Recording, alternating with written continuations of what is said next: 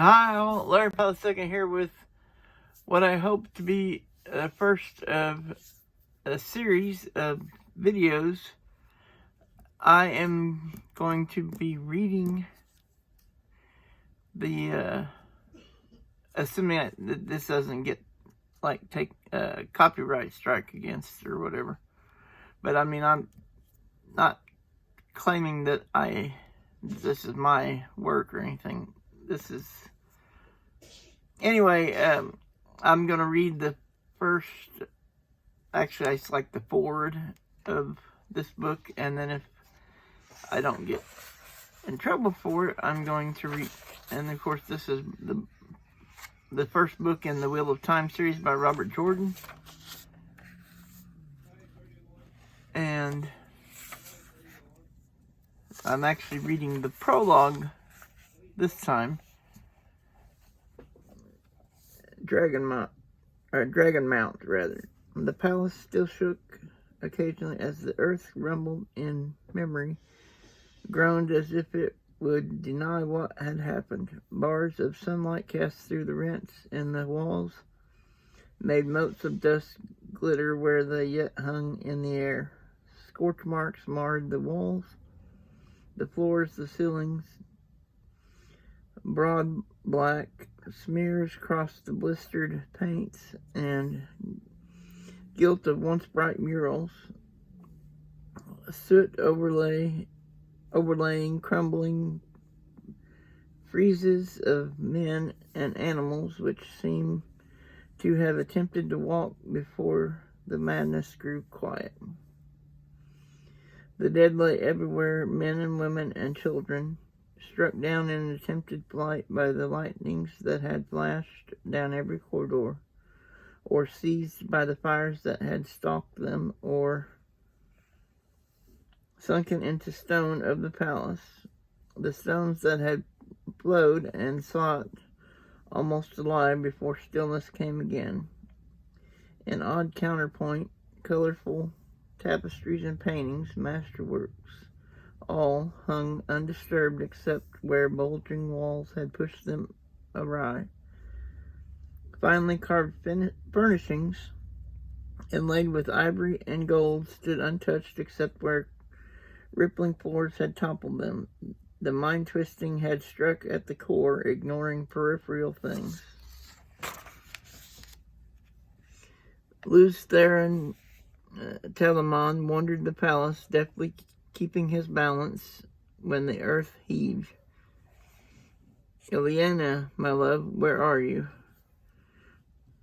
The edge of his pale gray cloak trailed through blood as he stepped across the body of a woman, her golden-haired beauty marred by the horror of her last moments, her still open eyes frozen in disbelief.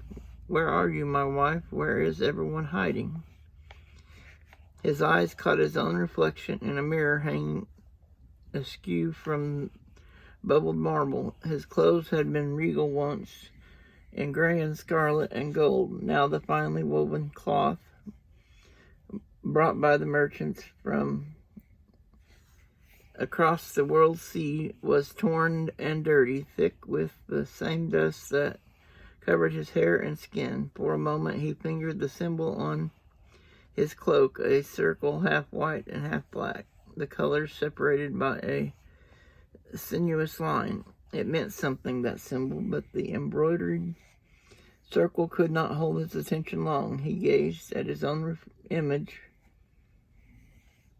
with as much wonder. A tall man just into his middle years, handsome once, but now with hair already more white than brown, and a face lined by strain and worry. Dark eyes that had seen too much. Luz Theron began to chuckle, then threw back his head. His laughter echoed down the lifeless halls. Ilyana, my love, come to me, my wife. You must see this.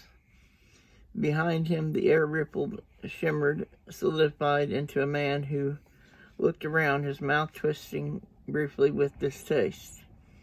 Not so tall as Luz Theron, he was clothed all in black, save for the snow-white lace at his throat and the silver work on the turned-down tops of his thigh-high boots. He stepped carefully, handling his cloak fastidiously to avoid brushing the dead. The floor trembled with aftershocks, but his attention was fixed on the man staring into the mirror and laughing. "Lord of the morning," he said, "I have come for you." The laughter cut off as if it had never been, and Luce Theron turned, seeming unsurprised. "Ah, a guest. Have you the voice, stranger? It will soon be time for the singing, and here all are welcome to take part. Ileana, my love, we have a guest. Ileana, where are you?" The black-clad man's eyes widened, darted to the body of the golden-haired woman, then back to Luce Theron. "Shaitan take you. Does the taint already have you so far in its grip?" That name, Luce Theron shuddered and raised a hand as though to ward off something. "You mustn't say that name. It is dangerous. So you remember that much at least. Dangerous for you, fool, not for me." "What else do you remember?" "Remember, you light-blinded idiot. I will not let it end with you swaddled in unawareness. Remember." For a moment, Luce Theron stared at his raised hand, fascinated by the patterns of grime. Then he wiped his hand on his even dirtier coat and turned his attention back to the other man. "Who are you? What do you want?" The black-clad man drew himself up arrogantly. "Once I was called Elan Marin Tadronia, but now, betrayer of hope." It was a whisper from Luce Theron. Memory stirred, but he turned his head, shying away from it. "So you do remember some things. Yes, betrayer of hope. So have men named me, just as they named you Dragon.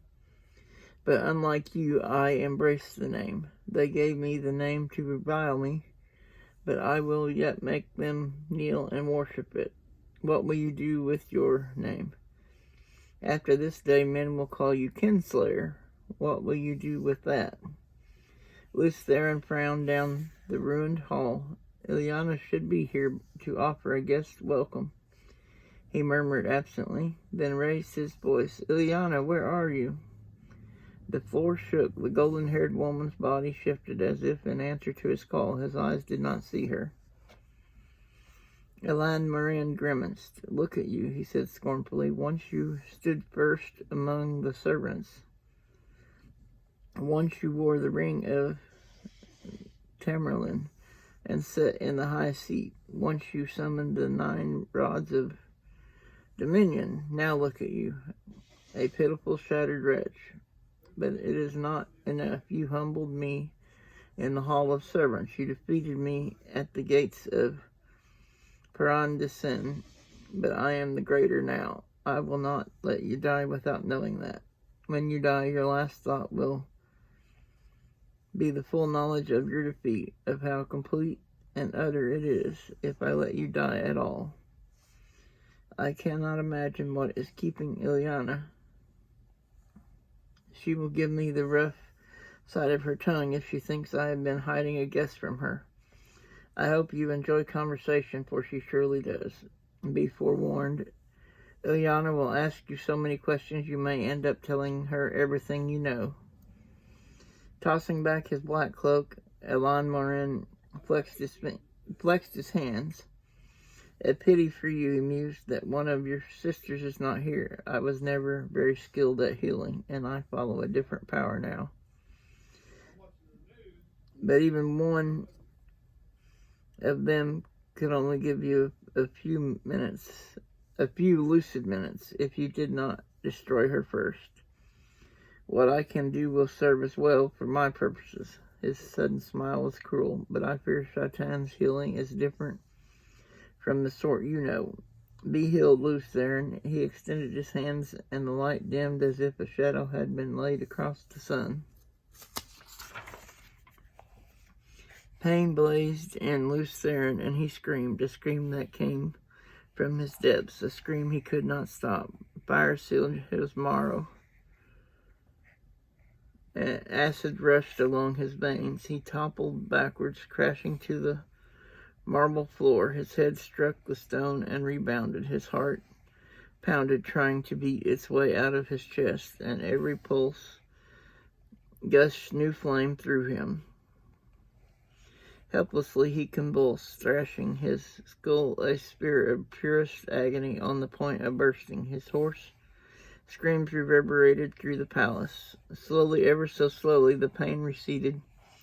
The outflowing seemed to take 1,000 years and left him twitching like weakly, sucking breath through a raw throat. Another 1,000 years seemed to pass before he could manage to heave himself over, muscles like jellyfish, and shakily push himself up on the hands and knees. His eyes fell on the golden-haired woman, and the scream that was ripped out of him dwarfed every sound he had made before. Tottering, almost falling, he scrambled brokenly across the floor to her. It took every bit of his strength to pull her up into his arms. His hand shook as he smoothed her hair back from her staring face. Ilyana, light, help me, Ilyana. His body curved around her protectively, his sobs the full-throated cries of a man who had nothing left to live for. Ilyana, no, no. You can have her back, Kinslayer. The great Lord of the Dark can make her live again if you will serve him, if you will serve me. Theron raised his head, and the black-clad man took an involuntary step back from that gaze. 10 years, betrayer, Theron said softly, the soft sound of steel being bared. 10 years your foul master has racked the world, and now this. I will 10 years, you pitiful fool. This war has not lasted 10 years, but since the beginning of time. You and I have fought 1,000 battles with the turning of the wheel, 1,000 times 1,000, and we will fight until time dies and the shadow is triumphant. He finished in a shout with a raised fist, and it was Theron's turn to pull back, breath catching at the glow in the betrayer's eyes. Carefully, Theron laid Ilyana down, his fingers gently brushing her hair. Tears blurred his vision as he stood, but his voice was iced iron. For what else you have done, there can be no forgiveness, betrayer. But for Ilyana's death, I will destroy you beyond anything your master can repair. Prepare to remember, you fool. Remember your futile attack on the great Lord of the Dark. Remember his counterstroke. Remember, even now the 100 companions are tearing the world apart, and every day 100 men more join them. What hand slew Ilyana Sunhair, Kinslayer? Not mine, not mine. What hand struck down every life that bore a drop of your blood? Everyone who loved you, everyone you loved. Not mine, Kinslayer, not mine. Remember and know the price of opposing Shaitan.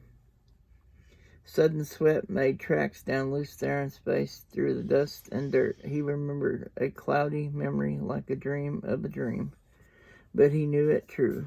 His howl beat at the walls, the howl of a man who had discovered his soul damned by his own hand, and he clawed at his face as if to tear away the sight of what he had done.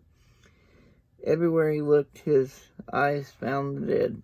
Torn they were, or broken, or burned, or half consumed by stone. Everywhere lay lifeless faces he knew, faces he loved, old servants and friends of his childhood, faithful companions through the long years of battle, and his children, his own sons and daughters, sprawled like broken dolls, play stilled forever, all slain by his hand. His children's faces accused him, blank eyes asking why, and his tears were no answer. The betrayer's laughter flogged him, drowned out his howls. He could not bear the faces, the pain. He could not bear to remain any longer. Desperately, he reached out to the true source, to tainted Sidon, and he traveled. The land around him was flat and empty. A river flowed nearby, straight and broad, but he could sense there were no people within 100 leagues. He was alone as a man could be while still alive, yet he could not escape memory. The eyes pursued him through the endless caverns of his mind. He could not hide from them. His children's eyes, Ileana's eyes. Tears glistened on his cheeks as he turned his face to the sky. Light, forgive me. He did not believe it could come, forgiveness. Not for what he had done, but he shouted to the sky anyway, begged for what he could not believe he could receive. Light, forgive me. He was still touching Sidon, the male half of the power that drove the universe, that turned the wheel of time. And he could feel the oily taint fouling its surface, the taint of the shadow's counterstroke. The taint that doomed the world because of him, because in his pride he had believed that men could match the Creator, could mend what the Creator had made, and they had broken. In his pride he had believed. He drew on the true source deeply, and still more deeply, like a man dying of thirst. Quickly he had drawn more of the one power than he could channel unaided. His skin felt as if it were aflame. Straining,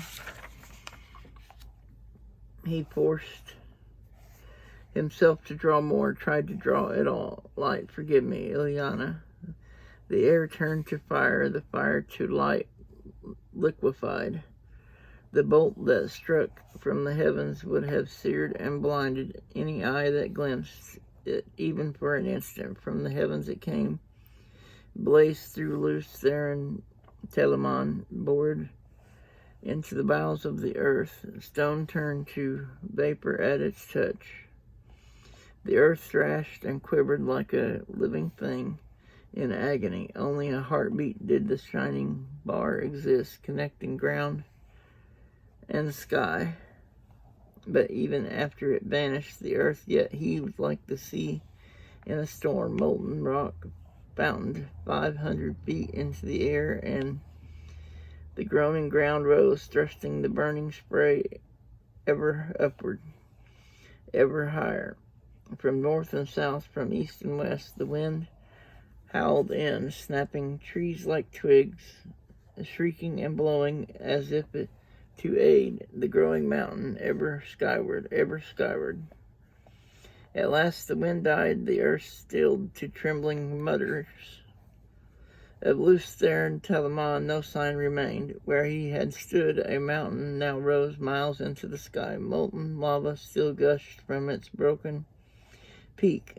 The broad, straight river now had been pushed into a curve away from the mountain, and there it split to form a long island in its midst. The shadow of the mountain almost reached the island. It lay dark across the land like the ominous hand of prophecy. For a time, the dual protesting rumbles of the earth were the only sound. On the island, the air shimmered and coalesced. The black-clad man stood staring at the fiery mountain rising out of the plain, his face twisted in rage and contempt. You cannot escape so easily, dragon. It is not done between us. It will not be done until the end of time. Then he was gone, and the mountain and island stood alone, waiting. And the shadow fell upon the land, and the world was riven stone from stone. The oceans fled, and the mountains were swallowed up, and the nations were scattered to the 8 corners of the earth, of the world. The moon was as blood, and the sun was as ashes. The seas boiled, and the living envied the dead. All were shattered, and all but memory lost, and one memory above all others, of him who brought the shadow and the breaking of the world, and him they named Dragon. From Meleth, Nin, Terran, Alta Kamara, the breaking of the world, author unknown, the 4th age. And it came to pass in those days, as it had come before and would come again, that the dark lay heavy on the land and weighed down the hearts of men, and the green things failed, and hope died, and men cried out to the Creator, saying, O light of the heavens, light of the world, let the promised one be born of the mountain, according to the prophecies, as he was in ages past and will be in ages to come. Let the prince of the morning sing to the land, that green things will grow, and the valleys give forth lambs. Let the arm of the Lord of the dawn shelter us from the dark, and the great sword of justice defend us. Let the dragon ride again on the winds of time. From Triana, take Halamon, the cycle of the dragon, author unknown, the fourth age. And there is the map of the world for the Wheel of Time.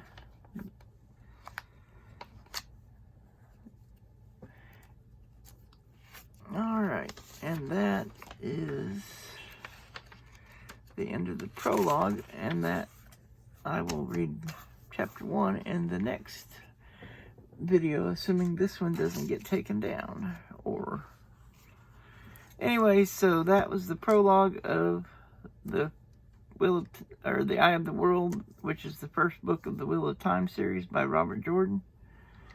And I'm hoping to do like a whole series where I read a chapter at a time. Actually the whole series. I own most of it. I still have a few more to purchase